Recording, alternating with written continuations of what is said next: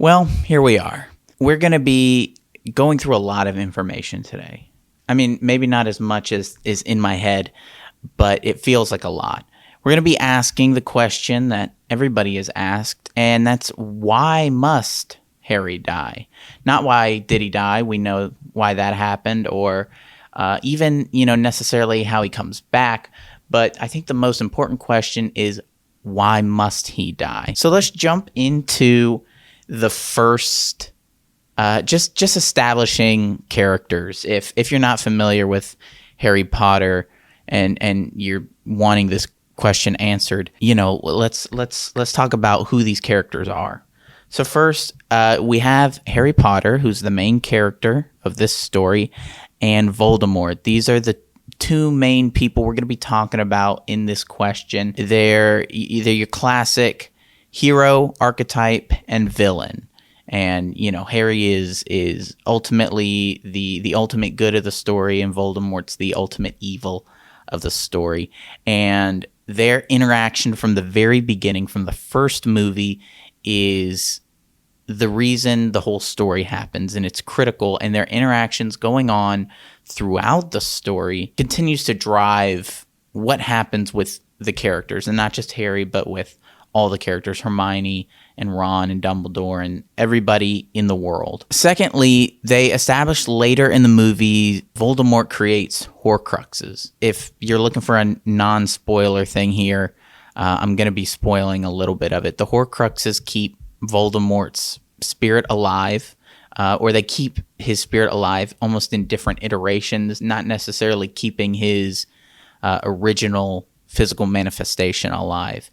And when he attempts to kill Harry as a baby, he leaves an unintentional Horcrux in Harry's head where his scar is, and he doesn't know about it. That's very important later on in the story. The other important part of that, this establishing story of Voldemort attempting to kill Harry and not surviving, is the fact that Harry Potter's mother sacrifices herself for him. What happens is the act of sacrificing herself creates a magical protection around Harry from Voldemort specifically. Later in the first movie, we find out that Professor Quirrell, who is a host for Voldemort, can't touch Harry. It burns him, and that's because of the protection that is still on Harry. And his connection with his parents is also a motivating, driving theme for Harry's character. He doesn't get to interact with them directly until the fourth movie, The Goblet of Fire, where he sees them as ghosts, but he does get to see them in the reflection in this picture. He does get to see them in the mirror. The mirror shows you what you want and what the deepest desire of your heart, and his is, very precious, just wanting to be with his parents. It's a family aspects are, lingering motivation throughout the series. And the fact that he doesn't have his is hard for him as a character, especially seeing other people's families. From there, a lot happens between Harry and Voldemort, both before Voldemort comes back and after he comes back. A lot of interesting things with Harry himself, because if Voldemort is the ultimate evil and he's left a piece of himself in Harry, it doesn't make Harry evil, but it puts into his mind some of the darker sides of magic and of the wizarding world. There's a lot in the movies that showcase the good and evil aspects of not necessarily magic, but of humans and of characters. What more than just motivation, but what is good and evil represent? They do a good job of showing that evil can only exist when there's good, but good doesn't have to exist with evil. Like, good can stand on its own. That happens in a lot of stories, but they do a really good job of showcasing it in this, in that Harry avoids the evil that Voldemort has sort of left upon him. The Goblet of Fire movie, Harry is taken to the graveyard where he is confronted by Wormtail, the follower of Voldemort. He's trapped. He's restrained, and they bring back Voldemort using various magic items and Harry's blood. Now, they establish in the book that he simply needed the blood of an enemy, and since most good wizards are an enemy of Voldemort, he could have used anyone, but Voldemort specifically asked for Harry because he wanted the protection that Harry's mother put on him. Maybe not necessarily, since the protection is from Voldemort, he wanted it to negate the effects that Voldemort has on Harry so that he could kill him, so that he could grab hold of him if he needed to without burning his hands off. It's important for the story, at least, to understand that at this point, Dumbledore understands that Harry is important to the future if Voldemort comes back. But at this point really solidifies what has to happen in Harry's future. And that's when Dumbledore tells Snape Harry must die. There's a lot that goes into that. There's also when Harry must die, because he's got to die at a specific moment. Otherwise, they won't be able to destroy Lord Voldemort. The chain of events that prompt Harry's death. So first, Voldemort attempts to kill him as a baby. His mother, Lily, dies, which casts magical protection on Harry.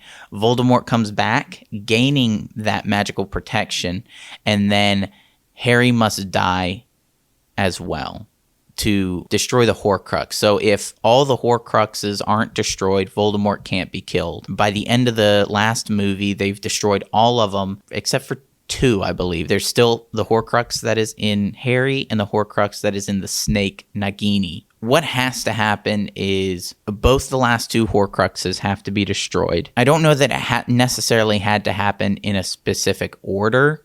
And now that I think about it, yeah, I think it does have to happen in a specific order. It has to be Harry dies before the snake dies. So in the final moments, Voldemort kills Harry and he essentially dies. The curse kills the piece of Voldemort that is lingering in Harry. And that was Dumbledore's plan. Dumbledore knew that had to happen. He also knew that Harry had to die before all the Horcruxes were destroyed. There had to be at least one left for Harry to be able to essentially survive that blast. When the Horcrux is destroyed, Harry's essentially dead, except that the protection is still on him.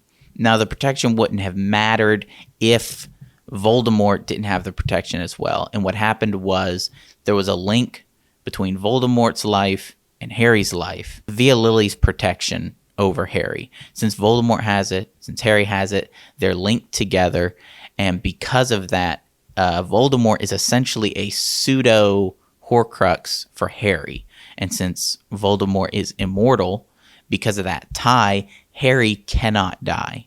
The Horcrux inside Harry can die, but Harry himself can't, and he's bound to Voldemort, who can't die. That's why he lives. Going beyond why he actually survives, mainly that answers the question.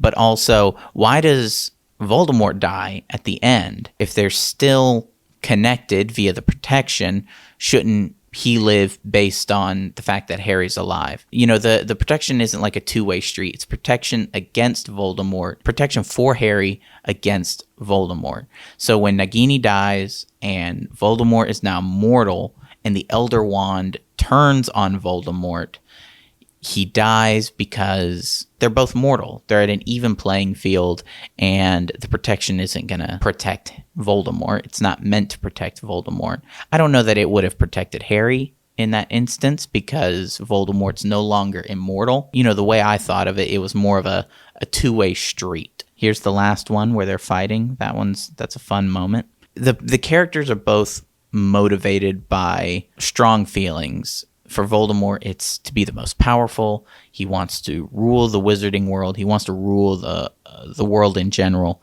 And for Harry, as the story begins, he just sort of wants to be regular. He wants to be normal. He wants to not have the attention that's on him, the fame that he has. Unfortunately, he continues to gain fame as the movies go on. And it seems like coincidence, but it's not. Coincidence doesn't happen in movies. Coincidence is what causes movies to happen. They drive the story. If there's no coincidence, there's no story. So it's just a plot. It's a story device that drives the film. It drives the story. It drives the book. Whatever you're trying to tell. So in the end, when both of these characters with strong motivations clash, the story is trying to show that Harry's motivations in the end are because they're purely unselfish and because he is doing this for other people, to save his friends, to save his family, to save the world. That's the bigger emotion. That's the bigger story. And that's why it wins out. It's not just because he's good. It's because his need to win was bigger than Voldemort's. That's the ultimate goal. That's why you get a lot of these movies where you have ultimate good and ultimate evil. It's not to show that good always wins. It's to show that a lot of the times the good guys have the better motivation. That's sort of the end. If you enjoyed this video, if you found it enlightening or it answered your question, subscribe, leave a like, and we are going to move on to the last half of the show. Joe is going to rejoin me in this.